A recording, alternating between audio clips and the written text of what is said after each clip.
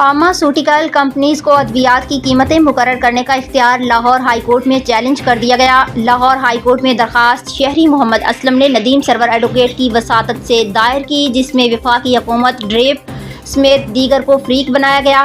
درخواست میں موقف اختیار کیا گیا ہے کہ کابینہ نے ادویات کی قیمتیں مقرر کرنے کا اختیار ڈریپ سے لے کر فارماسوٹیکل کمپنیز کو دے دیا ہے۔ وفاقی حکومت نے نگراں حکومت کے فیصلے کی غیر قانونی تائید کی ہے۔ درخواست گزار نے موقف اپنایا کہ عدالت نے وفاقی کابینہ کو معاملے کا ازسرنو جائزہ لینے کا حکم دیا تھا۔ عدالتی احکامات کے باوجود نگراں حکومت کے فیصلے کی تائید غیر آئینی ہے۔ فارماسوٹیکل کمپنیاں من مانے نرخوں پر ادویات فروخت کر کے عوام پر بوجھ ڈال رہی ہیں۔ درخواست میں استدعا کی گئی کہ لاہور ہائی کورٹ ادویات کی قیمتیں مقرر کرنے کا اختیار کمپنیوں کو دینے کا نوٹیفیکیشن کل عدم قرار دے۔